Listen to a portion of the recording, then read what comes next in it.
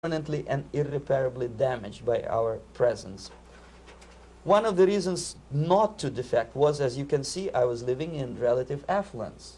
Who the hell in the normal mind would defect and do what? To be abused by your media, to be called McCarthyist and fascist and paranoid, or to drive a taxi in New York City? What for? What the hell for should I defect?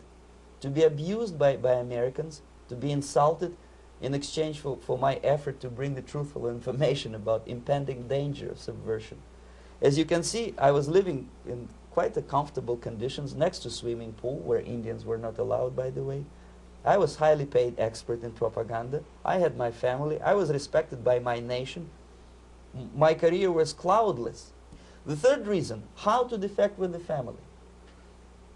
To defect with the baby and the wife would be virtual suicide, because according to law, that hypocritical law which I quoted before, the Indian police will have to hand me over back to the KGB, and that will be the end of my defection and probably my life. Again, I cannot smuggle my wife because she was not quite sure what I was doing.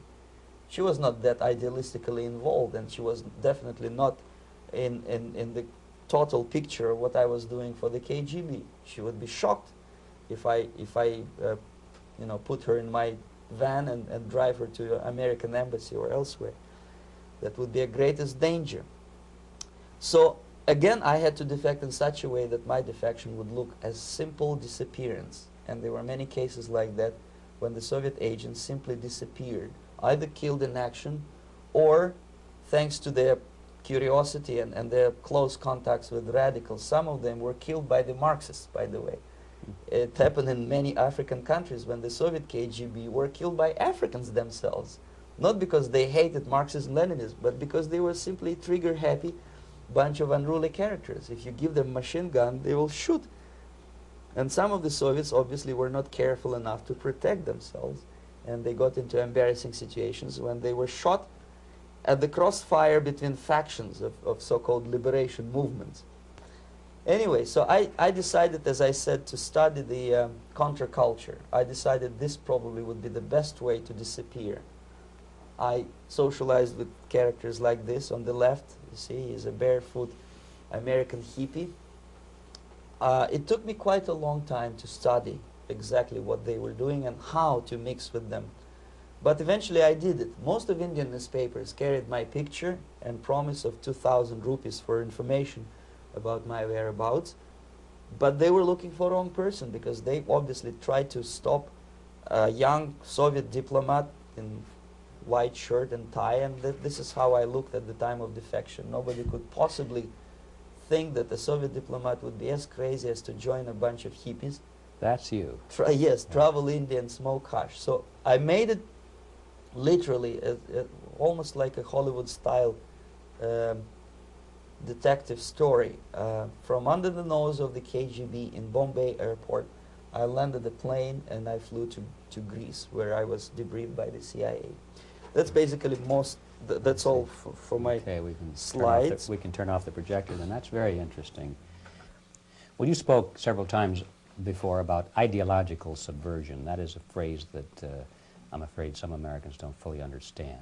When the Soviets use the phrase ideological subversion, what do they mean by it? Ideological subversion is the process which is legitimate, overt, and open. You can see it with your own eyes. All you have to do, all American mass media has to do, is to unplug their bananas from their ears, open up their eyes, and they can see it. There is no mystery. There is nothing to do with espionage. I know that espionage intelligence gathering looks more romantic.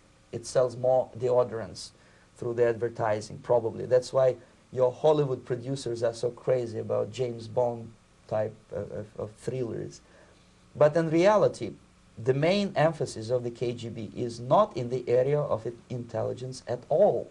According to my opinion and opinion of many defectors of my caliber, only about 15% of time, money, and manpower is spent on espionage as such. The other 85% is a slow process which we call either ideological subversion or active measures, активные мероприятия in the language of the KGB, or psychological warfare.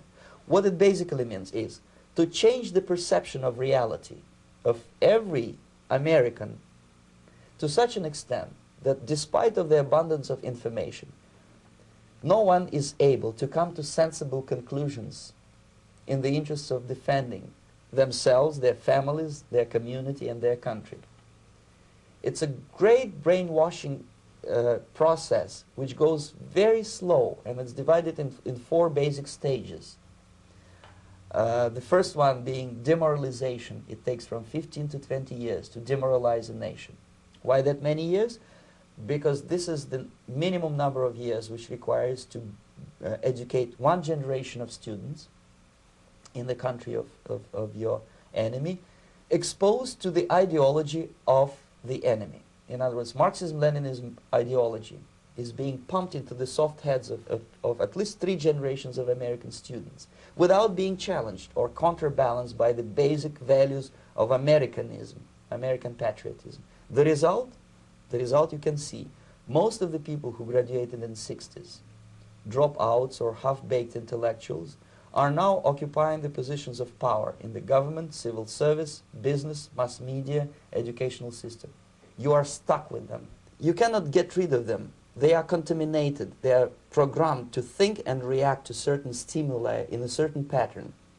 You cannot change their mind, even if you expose them to authentic information, even if you prove that white is white and black is black, you still cannot change the basic perception and the logic of behavior. In other words, these people, the process of demoralization is complete and irreversible. To get rid society of these people, you need another 20 or 15 years to educate a new generation of patriotically minded and common sense people who would be acting in favor and in the interests of the United States society. And yet these people who've been programmed and, as you say, in place and Yes. who are favorable to an opening with the Soviet concept, these are the very people who would be marked for extermination in this country? Most of them, yes. Simply because the psychological shock when they will see in future what the beautiful society of equality and social justice means in practice, obviously they will revolt. They will be very unhappy, frustrated people. And the Marxist-Leninist regime does not tolerate these people. Obviously they will join the links of dissenters, dissidents. Unlike in present United States, there will be no place for dissent in future Marxist-Leninist America. Here you can get popular like Daniel Ellsberg and filthy rich like Jane Fonda for being dissident, for criticizing your Pentagon. In future, these people will be simply squashed like cockroaches. Nobody is going to pay them nothing for their beautiful, noble ideas of equality. This they don't understand, and it will be greatest shock for them, of course. The demoralization process in the United States is basically completed already. For the last 25 years. Actually, it's overfulfilled because demoralization now reaches such areas where previously not even Comrade Andropov and all his experts would even dream of such a tremendous success. Most of it is done by Americans to Americans, thanks to lack of moral standards. As I mentioned before, exposure to true information does not matter anymore. A person who was demoralized is unable to assess true information. The facts tell nothing to him. Even if I shower him with information, with authentic proof, with documents, with pictures, even if I take him by force to the Soviet Union and show him concentration camp, he will refuse to believe it until he is going to receive a kick in his fat bottom.